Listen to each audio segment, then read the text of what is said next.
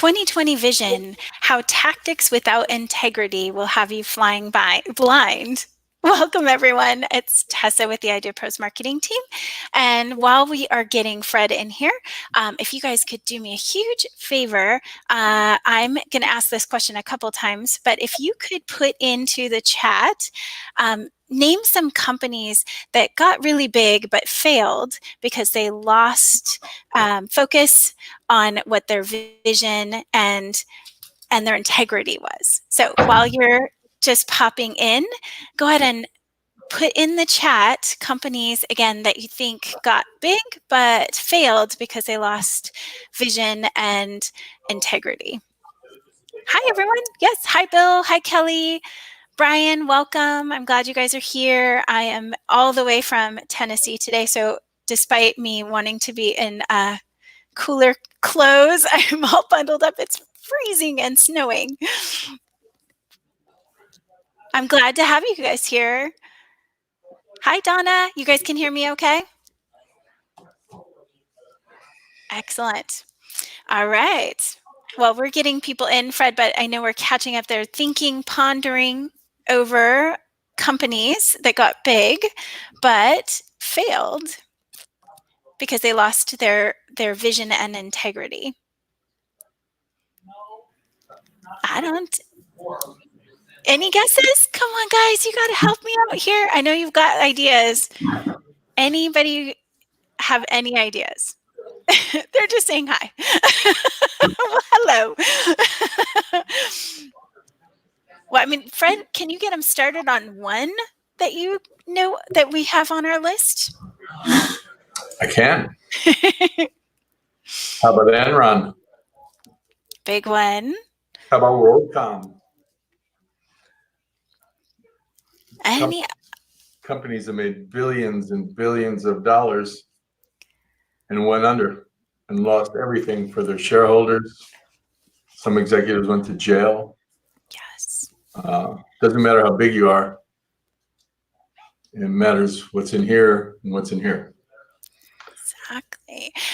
Well, while we're getting everyone in, I will introduce you, Fred, because I know we have a couple people popping in from other channels that haven't been here before. So my name is Tessa. I'm with the Idea Pros marketing team, and I am here with Fred Carey, who is co-founder and executive chairman of Idea Pros. And today we're talking about 2020 vision and how tactics without integrity will have you flying blind. And so Fred has a really, a big picture view that he wants to go over with you guys. So I'm going to give him the floor to introduce the topic. Oh, actually, yeah. Brian said there were a couple that people mentioned on the side over here. So DeLorean and AIG. Yep. Enron. Yeah. Yep. Awesome. So, our show is always focused on what to do as a business owner, as an entrepreneur, getting ready to launch, what you want to think about with marketing, what you want to think about with your supply chain, with hooking up with social media influencers, and how to get out to that audience, how to take people and convert them into passionate advocates of your brand. So most of our focus has been in that side of things, how to raise money, things like that. Let's focus on what will make you a sustainable organization that will survive and thrive over time. And that starts in your heart, that starts in your ethical foundation, and it starts with always believing to do the right thing, okay? And where that begins is with your vision, what you strive to be as an organization. Whether you're developing one product, whether you're set on developing a product line, what do you stand for? And when you have that and you try to be true to that in everything you do, you will be a successful organization. You will, as it's shown in data, operate at a 15 to 20% better margin and result than other companies just by doing the right thing. And so most of us, when we're putting out a product, well, what do we want to do? Well, I want to get it out. I want to get it to the market. I want to start making money. I want to show my wife or my husband that I was not crazy, that my idea was really great. And all that focus is really good. But now I want to prepare you for the day that happens, and the week after that, the month after that, the year after that, 5 years after that, to start doing something and then sustain it. That foundation has to be built. And the foundation starts with your vision, then your strategies, then your tactics. If the bottom part isn't working right, then none of it is going to work right over time. You're going to end up becoming an opportunistic organization that's going to jump at every single chance that they have, whether it's a good fit for their business or whether it's not a good fit for their business. Wow, this can make me $100,000 in the next couple of months. I got to do this. No, you don't. You have to see whether or not what you're doing works with what you want to be as an organization. You can sit with a person for half an hour, and at least on a surface level, you can learn a lot about them. You can know what they stand for the most part. Who are they? What's their personality? Companies are not like that. We are invisible as an organization. So we have to project. We can't project through our product. Hey, I make a great toaster. We have to project through our essence. Hey, I have a company that always seeks to do the right thing. We want to recycle materials. We want to have our staff get good pay and have great benefits. We want to be as green as possible. And oh, by the way, we happen to make a great toaster. That's the why. And we're going to have a little clip, an abbreviated version of a TED Talk that we're going to share later on. It's a 5-minute clip. After you see it and you want to see the whole thing, it's about a half an hour. You can search for it. But this guy talks about Apple as one of the examples, and how Apple starts with the why, the core of their existence, right? And then they work outward. Whereas most organizations, to my point, start out with, hey, we have a great toaster. You want to buy it? And then it goes inward, right? You need to focus on the internal, most important part of your organization and everything that you do. If you don't, then you just got tactics, and you can go here, you can go there. You're looking for every money-making opportunity without thinking whether or not that is aligned with your long-term goals. And when you do that, you fail over time. So can I just say one little thing too? You can say 100 little things. Well, I just wanted to pop in. The one thing too is that tactics are kind of the doing side, right? So you think of the vision and your big picture is it's what makes us motivated to be doing what we do too for long term. So it's an internal motivator. When you've gotten that clear, it makes it a lot easier to do all the other steps that you need to do. So it's an inside as much as it is outside. Yeah, and for Idea Pros, for example, my longer term vision is to be the enabler for entrepreneurs. That 3 years from now, 5 years from now, if you're an entrepreneur and you're thinking about going into business, you immediately think about Idea Pros. Not to partner with us, because not everybody can partner with us, but to go to for a wealth of information, for honest advice on what to do, for courses, for coaching, for free materials. That's what I seek to achieve. And so everything we think about doing in Idea Pros is with that in mind. How do we enable people to do the best they can, to be the best they can? And that's why we have these live shows. A couple nights ago, we had a private event for our partners, and that lasts an hour, and we get a lot more granular in what we're doing with them as an organization. But these shows are about you, about every one of you, whether or not you're a partner of ours, whether you're considering being a partner, whether you're an entrepreneur that just wants some guidance on what to do. So forget about the product and start thinking about the person, right? Think about what you want your kids to think about you as a business owner. Think about your child sitting next to you as you're cutting deals and deciding which way to go, because that's what guarantees that you will have the best opportunity for success.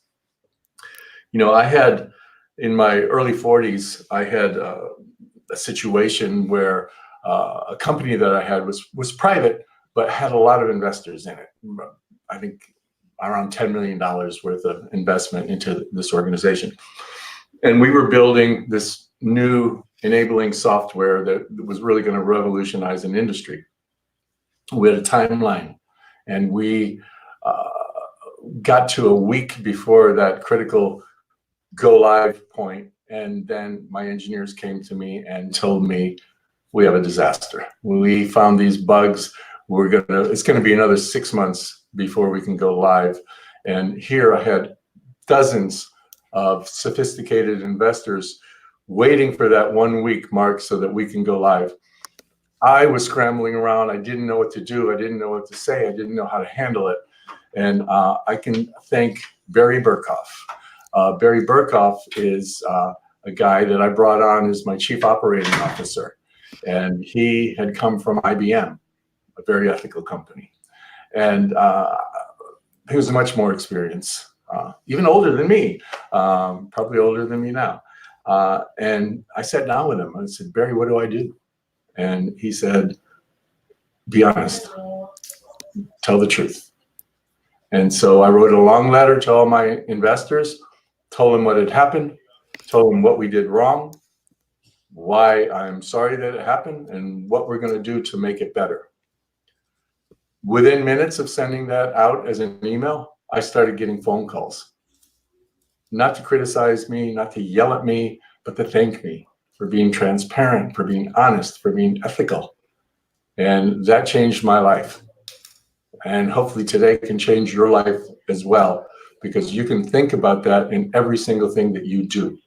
Okay, so create that vision, that foundation of what you're going to have, create it from your ethical center. And you will always do better than if you just take any shortcut that you can, take any opportunity that you can, do any deal that you can. I think too that it's once you're clear on what your vision is, you're going to attract people that are also in line with that, or those are the people that you can bring into your organization. And when I found out what IdeaPro's vision was, it aligned so well with what my vision for me, what my goals were personally, that it makes a perfect mesh. And when you're clear on it, you can be clear on finding those people that are going to be part of that big vision for long term. Helps you sustain team members. Yeah, and that's how I trapped Tessa.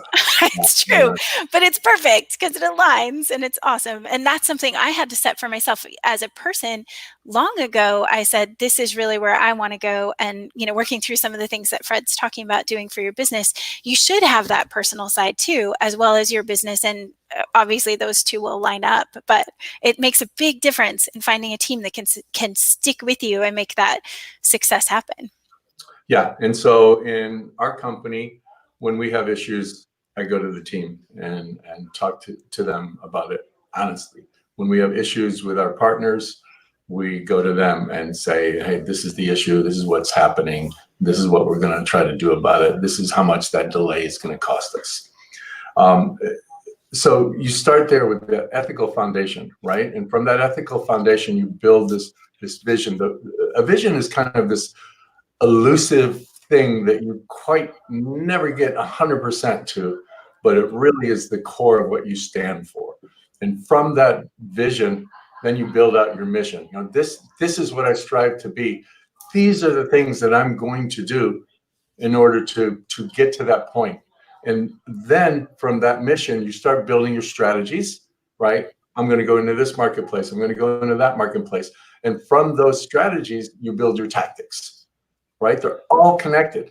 And when you're at the tactics stage, if that tactic doesn't align with your strategy, with your mission, with your vision, it's going to be a horrible tactic to follow. I use Starbucks a lot as an example. How you can take a coffee bean and a little bit of water and sell that for $4 instead of 99 cents at 7-Eleven. So if we're sitting there and we're on the board of directors of Starbucks, and forget ethics for now, let's talk about the vision and the mission of an organization. We're sitting at the board of directors meeting, and one of the board members comes in and says, look, I've done research, and I found that 7-Eleven has 99-cent coffee. And if we can have a cup of coffee that's 80 cents, we can sell millions of them. We can really increase our bottom line, and we'll have another 15% in our sales. Do you think any of them would take that? No. No. I'm going to say no, because it's not aligned with the vision, right? The vision of Starbucks is to find sustainable product, to work with small farmers and growers, to be able to offer an experience. You know, you go in there with your computer, you go in there with a book. It's all about going to Starbucks, not having a cup of coffee. So going out and making a really cheap cup of coffee to drive a little bit of extra business is not in line with the overall purpose of that organization.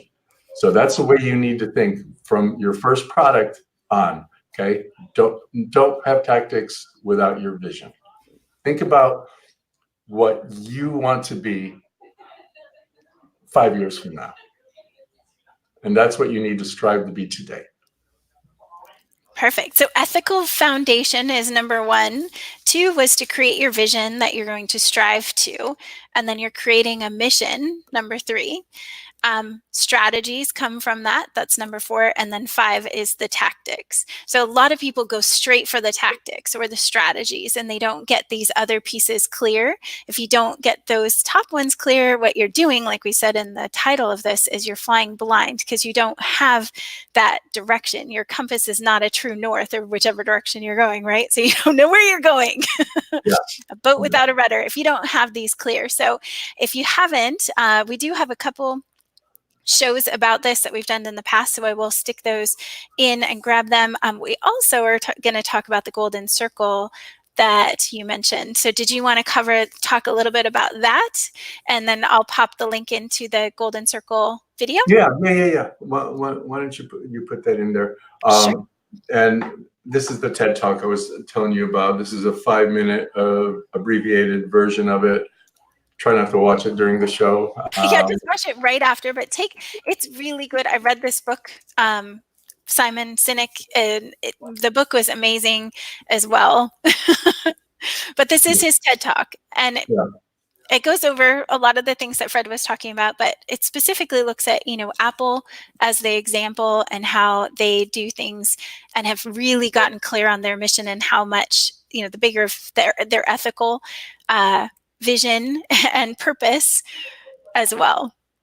Yeah, so it's a really great talk. Again, that's a 5-minute abbreviated version. We have a half hour, or we don't have a half hour. He has a half hour full version of that. If you're intrigued by the first 5 minutes, go download it, or at least go to the link and look at it on YouTube. But again, that focuses on Apple, and my imaginary toaster company is really like Apple in disguise. Starting with the why. What's our greater purpose, and work outward.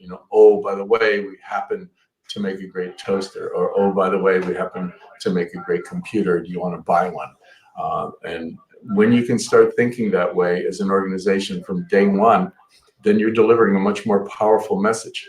Because, and I've talked about this in another show, probably in multiple other shows, that if Apple was announcing tonight that they're coming out with that electric toothbrush tomorrow morning, we all gonna know what's in that thing. It's innovative, great colors, the latest electronics, probably got a Bluetooth connection to it, great service. We know all that stuff. Why? Because we know Apple. We know that we can trust them, that if we want to buy something from them that's not a computer, maybe it's a phone, maybe it's earpods, maybe it's this new toothbrush that comes out. We know what we're going to get because we understand what they stand for.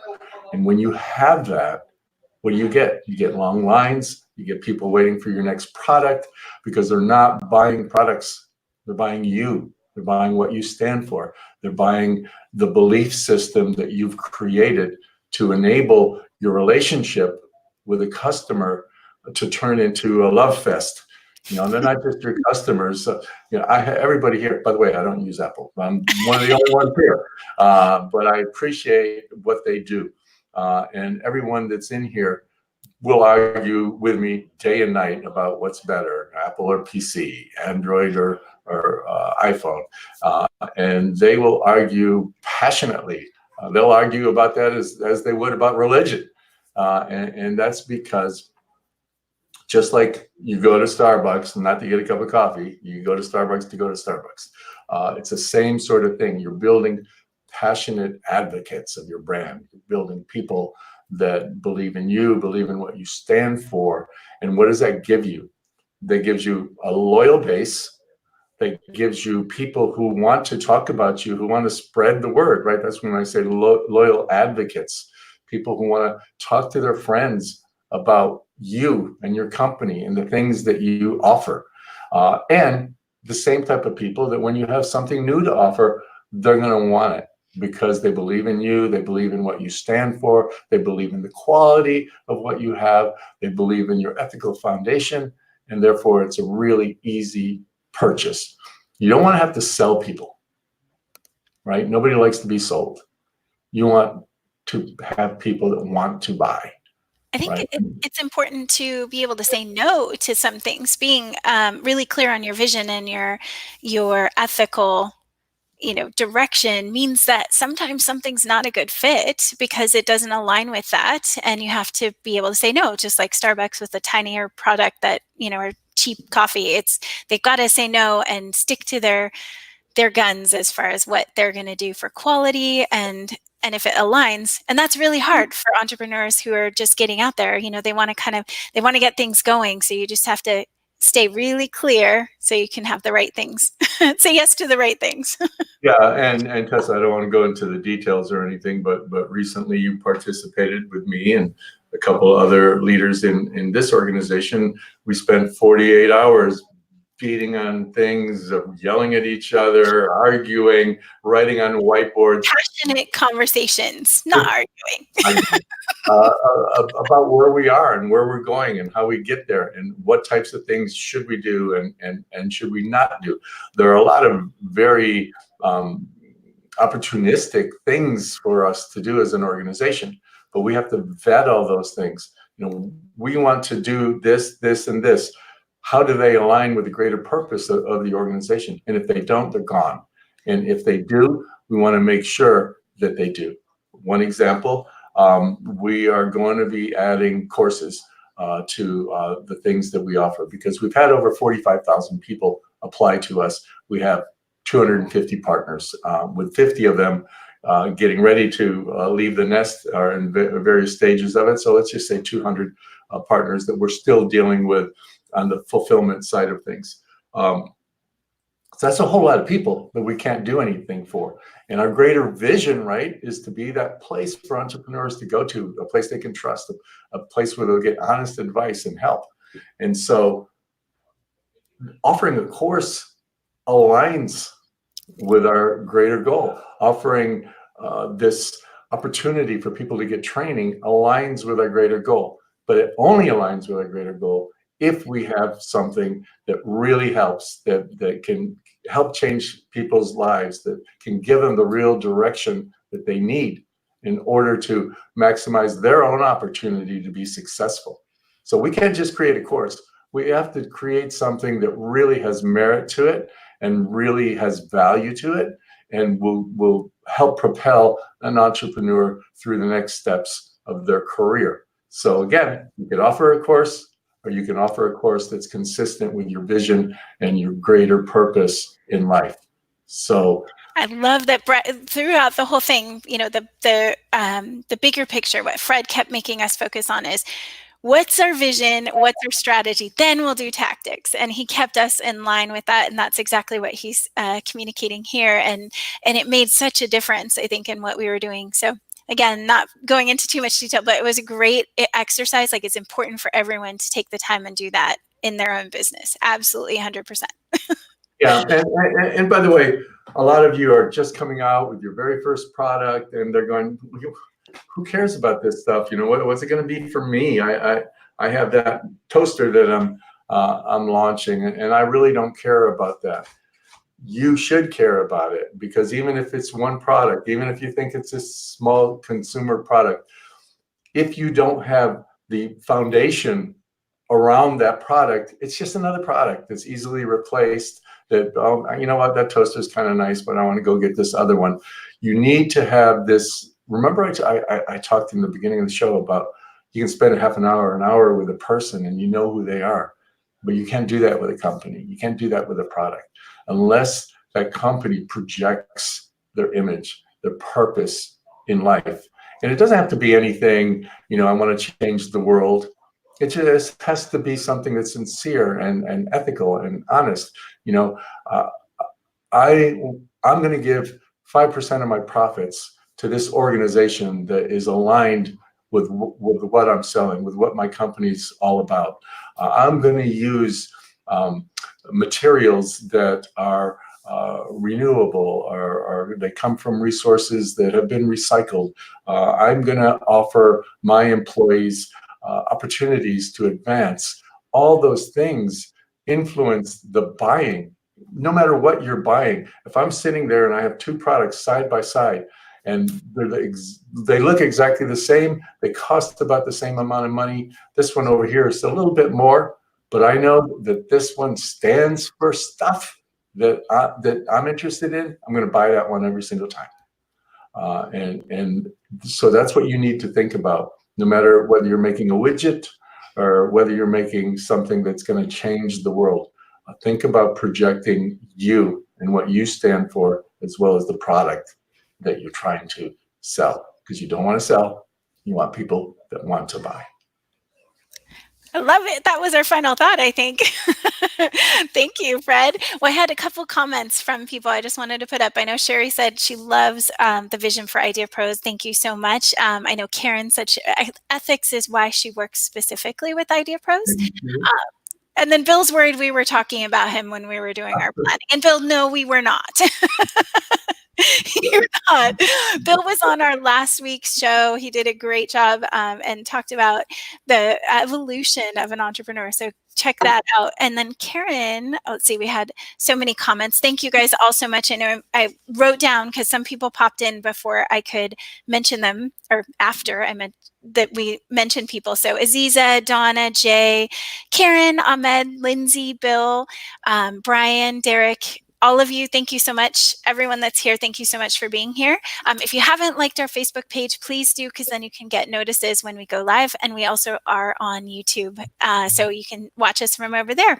And if you guys have any questions that we didn't answer, please go ahead and go to the post and type in, or either add your questions and we'll come back to them, or you can fill it out on the form on our posts. Watch that YouTube thing. As soon as we're done, click on it. You'll be impressed. It's very inspirational, and it really goes to the heart of what I'm trying to project here. Yep, I put it out there just one more time so you guys can check it out and let us know. Let us know on Facebook, reply to us and let us know what your vision is going to be. You can do it through private messenger if you'd prefer. So thank you all so much. I will definitely have a permanent office by next week when we see each other for Friday Live at noon Pacific time. Bye, everyone. Have a great weekend. Thank Bye. you.